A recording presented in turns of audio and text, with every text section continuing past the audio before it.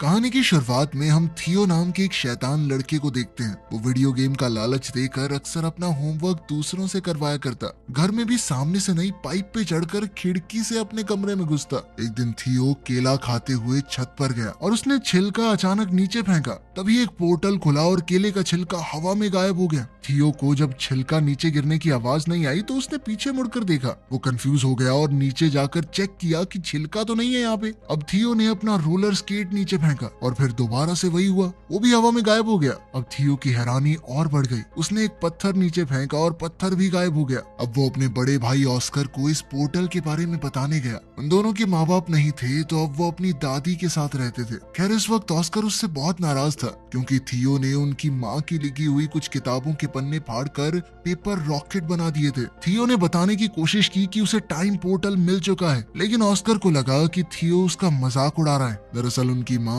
अचानक ही कहीं गायब हो गई थी। जहाँ एक तरफ थियो सोचता था कि वो किसी के साथ भाग गई, वहीं ऑस्कर का मानना है कि वो एक काबिल साइंटिस्ट है जो कि टाइम पोर्टल्स को ढूंढ रही थी और शायद अब किसी और समय में फंस चुकी हैं। वो उनकी रिसर्च को समझकर अपनी माँ को वापस लाना चाहता था। अब दोनों भाइयों में लड़ाई बढ़ती जा रही थी। इसी बीच दादी ने उन्हें कुछ खाने के लिए बुला लिया। दादी के आगे वो दोनों शांत रहे, लेकिन दादी के जाते ही दोबारा बहस शुरू हो गई। ऑस्कर ने गुस्से में थियो को एक आधी गाली बक दी, जिसके बाद थियो ने गुस्से में ऑस्कर का टर्टल पोर्टल में फेंक दिया। ऑस्कर बेचैन होकर हर जगह अपने प्यारे टर्टल को ढूंढने लगा, जिसके ना मिलने पर ऑस्कर ने हर जगह अपने टर्टल की मिसिंग पोस्टर्स लगाए। ऑस्कर उस टर्टल के बहुत करीब था। वो उससे अलग होकर बस रोता रहता। जल्द ही थियो को अपनी गलती का एहसास हुआ और उसने सब कुछ ठीक करने के लिए पोर्टल में कूदने का सोचा। पोर्टल में कूदते ही थियो भी वहां पहुंच गया जहां सब कुछ पड़ा था जो उसने पोर्टल में फेंका था। टर्टल भी वहीं पर था। थियो टर्टल को लेकर घर चला गया और वापस वहीं रख दिया, जिसके बाद वो चुपचाप सो गया।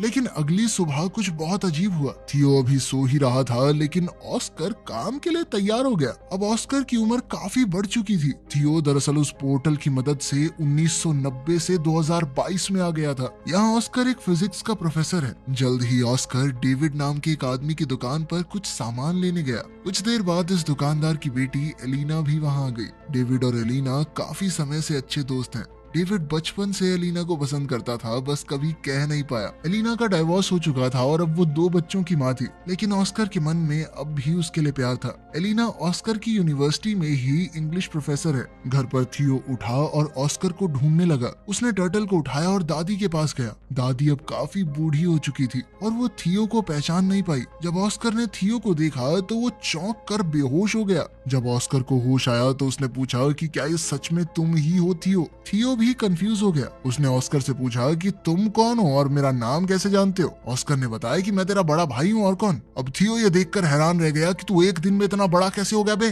थोड़ी बातचीत के बाद उन्हें समझ आया कि थियो किसी तरह 2022 में पहुंच चुका है। उनकी बात उस वक्त के बारे में हुई जब ऑस्कर थियो पर गुस्सा था मॉम के नोट्स फाड़ने के लिए। थियो ने ऑस्कर को अपनी माँ की वो रेड ड्रेस वाली तस्वीर दिखाई।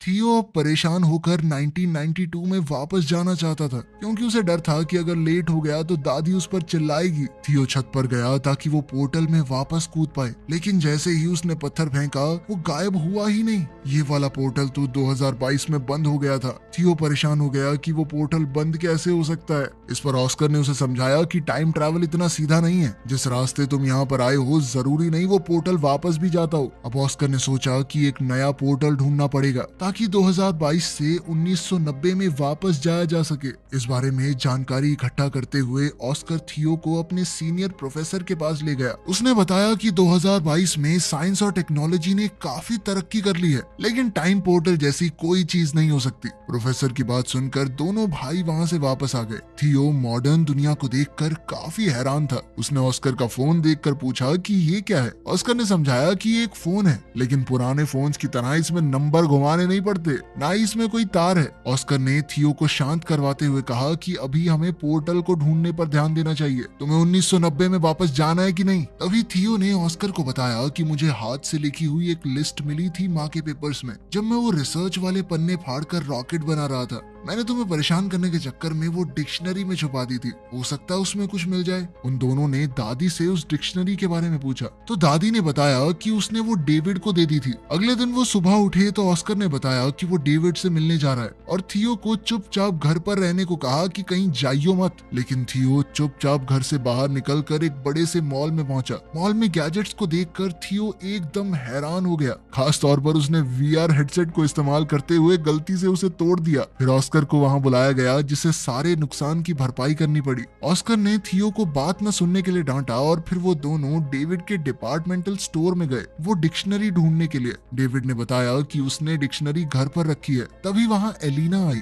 थियो बहुत हैरान है कि एलिना बड़ी होकर इतनी खूबसूरत कैसे हो गई। तभी एलिना ने पूछा कि ये बच्चा कौन है, इसे मेरा नाम कैसे पता। इस पर ऑस्कर ने झूठ कह दिया कि ये मेरे कजन का बेटा है। ऑस्कर ने किसी तरह बात बदली और फिर एलिना ने दोनों को अपने घर में बुलाया जहाँ उसका बेटा बेटी वीडियो गेम खेलने में बिजी थे। थियो इन वीडियो गेम्स को देखकर बहुत इंप्रेस हो गया और एलिना के बेटे जेन के साथ खेलने लगा। ऑस्कर को वो लिस्ट डिक्शनरी में मिल गई तो उसने थियो से कहा कि अब घर चलने का वक्त हो गया है। लेकिन थियो को वीडियो गेम खेलने में इतना मजा आ रहा था तो एलिना ने कहा कि थोड़ी देर खेलने दो इसे, मैं इसे खुद तुम्हारे घर छोड़ने आ जाऊंगी। लेकिन खेलते हुए एलिना के बच्चों ने थियो का मजाक उड़ाना शुरू कर दिया क्योंकि उसे आज के वीडियो गेम्स का कोई आइडिया ही नहीं था। ये लोग तो टाइम भी एलेक्सा से पूछते हैं।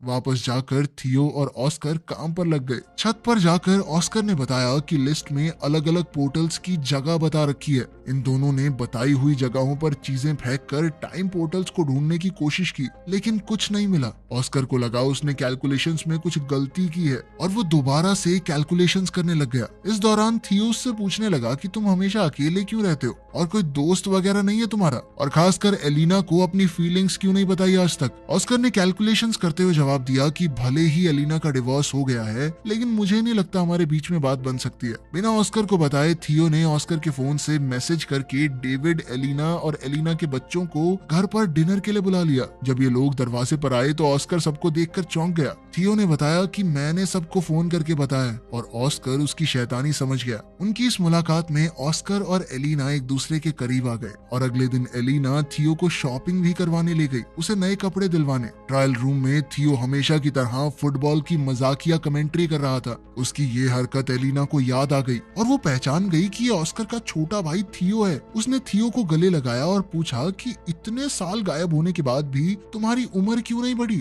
थियो ने बताया कि मैं एक टाइम पोर्टल में कूद गया था जिसकी मदद से वो सीधा 1990 से यहाँ पहुंच गया 2022 में। एलिना को विश्वास तो नहीं हो रहा था लेकिन उसके सामने जीता जागता सबूत था। एलिना ने कंफर्म करने के लिए ऑस्कर से पूछा। ऑस्कर ने पत्थर को छत से नीचे फेंका और इस बार पत्थर उछलकर ऊपर आ गया जिससे पता चला कि टाइम पोर्टल वहां है। ऑस्कर ने समझाया कि टाइम पोर्टल 3 तरह के होते हैं। पहली तरह के पोर्टल से सीधा ट्रैवल किया जा सकता है एक समय से दूसरे समय में। दूसरी जगह का पोर्टल पता नहीं आपको कहाँ ले जाकर पटक दे। और तीसरी तरह का पोर्टल बहुत खतरनाक होता है क्योंकि वहां से बाहर नहीं निकला जा सकता। थियो पहली तरह के पोर्टल का इस्तेमाल करके 2022 में पहुंचा है और अब उन्हें सही पोर्टल ढूंढना होगा जिससे थियो को वापस 1990 में भेजा जा सके। अब इन लोगों ने रोजाना रिसर्च करना शुरू कर दिया और एलिना का रोज वहां आना ऑस्कर को अच्छा लगने लगा। वो अकेले में खुशी से नाचने लगा। अब दोनों ने मिलकर सही पोर्टल ढूंढना शुरू किया। एलिना थियो को वापस 1990 में भेजकर कुछ ज्यादा खुश नहीं थी क्योंकि बीते हुए कल को बदलने से शायद उनका फ्यूचर भी बदल जाए। हो सकता है उसके बच्चे कभी पैदा ही ना हो।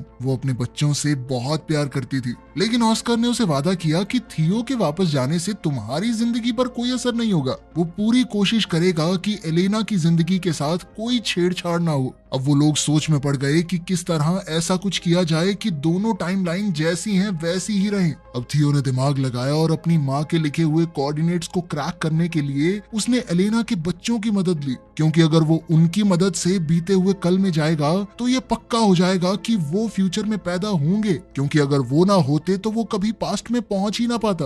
अब तीनों ने मैप का इस्तेमाल करके एक बीच का रास्ता ढूंढा जो थियो के हिसाब से एक टाइम पोर्टल है। उसकी मदद से वो 1990 में वापस जा सकता है। एक्साइटेड होकर थियो ने बीच के पानी में छलांग लगा दी और ना चाहते हुए भी ब्रेंडा और नेथन को उसके साथ कूदना पड़ा। किनारे पर पहुंचते ही वो सब हैरान रह गए क्योंकि वो शहर जहां से वो आए थे वहां अब सिर्फ पहाड़ थे, जिससे ये पता चला कि अभी वहां पर शहर बसा ही नहीं है। मतलब वो पास्ट में तो पहुंच चुके थे, लेकिन बदकिस्मती से 1990 की बजाय ये लोग और भी पीछे 1949 में आ चुके हैं। अब एक अनजान जगह पर फंसे हुए वो तीनों ये समझने की कोशिश कर रहे थे कि आखिर उनके साथ हुआ क्या। दरअसल इन तीनों ने दूसरी तरह के पोर्टल का इस्तेमाल किया था जो उन्हें किसी भी रैंडम समय में पहुंचा देता है। वहीं 2022 में परेशान एलेना ने ऑस्कर को फोन करके बताया कि थियो और दोनों बच्चे गायब हैं। ऑस्कर ने बताया कि शायद उन्हें 1990 वाला पोर्टल मिल गया है और अब ऑस्कर और एलेना को भी उन्हें वापस लाने के लिए वहां जाना होगा। 1949 में इन तीनों के पास ना तो पैसे हैं, यहाँ पर उनका फोन भी काम नहीं कर रहा और तो और अब तीनों बच्चे भूख से भी परेशान थे। तभी ब्रेंडा और नेथन ने दिमाग लगाया कि हम अपने गैजेट्स का इस्तेमाल करके एक mind reading magic show perform कर सकते हैं। नेथन थोड़ा दूरी पर बैठ गया और ब्रेंडा ने अपनी आंखें बंद कर ली। थियो एक बोर्ड पर नाम लिखकर सामने खड़ा हो गया। अब वायरलेस ईयरफोन्स का इस्तेमाल करके नेथन ने नाम पढ़कर ब्रेंडा को बताया और लोगों को लगा कि ये जादू है। लड़की बिना देखे नाम कैसे बता रही है, इसके पास जरूर कोई शक्तियां हैं। ऑडियंस बहुत खुश हुई और सब तालियां बजाने लगे। इससे उनके पास पैसे तो आ गए, लेकिन जल्द ही पुलिस ने ये सब देख लिया। पब्लिक में बिना परमिशन ऐसा कुछ काम करने की मनाही थी। थियो ने जैसे ही पुलिस को आते देखा,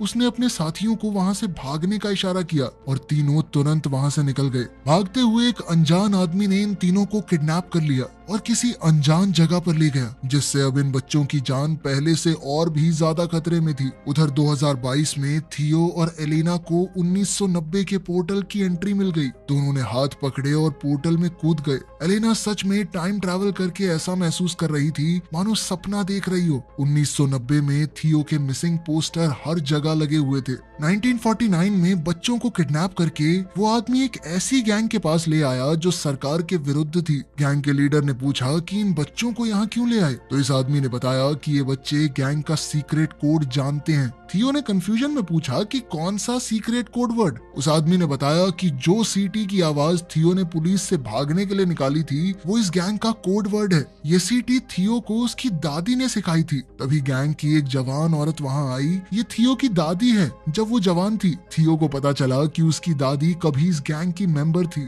यहीं से उन्होंने वो सीटी बजानी सीखी है और उनसे थियो ने किसी को बताया नहीं कि ये उसकी दादी है, क्योंकि सब उसे पागल समझते, लेकिन वो इस औरत के गले लग गया। ये गैंग गवर्नमेंट के खिलाफ है, लेकिन लोगों की भलाई के लिए काम करती है और उनका इन बच्चों को कोई नुकसान पहुंचाने का इरादा नहीं था। इसीलिए वो तीनों अभी के लिए वहां सेफ हैं। दूसरी तरफ 1990 में ऑस्कर और एलेना बच्चों को ऑस्कर के घर में ढूंढ रहे थे, लेकिन वहां तो कोई भी नहीं था। अचानक उन्हें किसी की आवाज आई और दोनों कबर्ड में छुप गए। ये छोटा ऑस्कर है जो थियो के खो जाने के दुख में रो रहा है। फ्यूचर से आए ऑस्कर को ये देखकर बहुत दुख हुआ।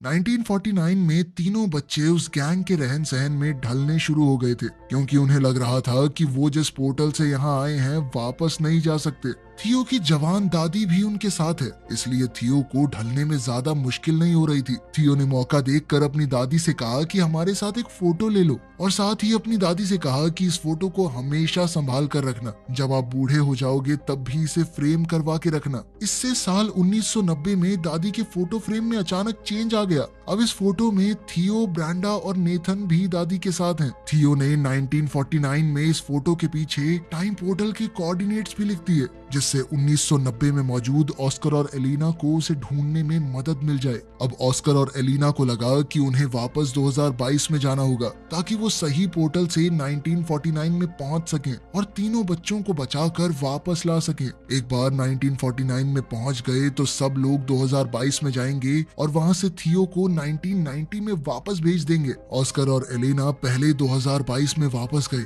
और थियो के दिए हुए कोऑर्डिनेट्स का इस्तेमाल करके 1949 में पहुंचे। वहां थियो ने दादी की गैंग के मेंबर्स को बताया कि उसका भाई ऑस्कर उसे लेने आएगा, इसलिए दो लोग पहले ही वहां खड़े थे। दादी की सिखाई हुई सीटी जब इन लोगों ने बताई तो उसका रिस्पॉन्स ऑस्कर ने वैसी ही सीटी बजा कर दिया, जिसके बाद ऑस्कर और एलेना को दादी की गैंग के पास ले जाया गया। एलेना अपने बच्चों को ठीक हालत में देखकर बहुत खुश हुई, लेकिन थियो अब वापस नहीं जाना चाहता था। उसे अब 1949 में ही अच्छा लग रहा था। ऑस्कर को यह सुनकर बहुत बुरा लगा। उसने थियो से कहा कि माना भाई हम दोनों लड़ते हैं, लेकिन इसका मतलब ये तो नहीं कि एक दूसरे से प्यार नहीं करते। वो नहीं चाहता उसका छोटा भाई उसे छोड़कर चला जाए। ऑस्कर ने कहा कि तेरे जाने के बाद मैं कितना समय तुझे याद कर करके रोया हूँ, तू सोच भी नहीं सकता। तभी वहां उनकी यंग दादी आ गई। ऑस्कर उसे देखकर हैरान था, लेकिन कुछ बोला नहीं। अब इन सबको 2022 में वापस जाने का टाइम पोर्टल ढूंढना है, इसलिए गैंग का एक आदमी उन्हें गाड़ी में छोड़ने जा रहा था। ये आदमी और कोई नहीं बल्कि ऑस्कर और थियो के दादाजी हैं। जल्द ही उन्हें 2022 में वापस जाने का पोर्टल मिल गया और अब ऑस्कर ने थियो को वापस 1990 में भेजने की तैयारी कर ली। वो वाला पोर्टल वो पहले ही ढूंढ चुके थे उस कंस्ट्रक्शन साइट पर। थियो वापस नहीं जाना चाहता था क्योंकि 1990 में उसके पास कोई नहीं है। उसके माँ बाप नहीं थे, वो बहुत अकेला महसूस करता था। उसने ऑस्कर से कहा कि मैं अब तुम्हारे साथ रहना चाहता हूँ, तो मुझे थोड़ी थोड़ी पापा की याद दिलाते हो। ऑस्कर ने बड़े प्यार से थियो को गले लगा लिया और समझाया कि 1990 वाला ऑस्कर भी बहुत अकेला है, उसे थियो की वहाँ बहुत जरूरत है। अगर तुम अच्छे से रहोगे तो मैं वादा करता हूँ कि मेरा छोटे वाला वर्जन भी तुम्हारा बहुत ध्यान रखेगा।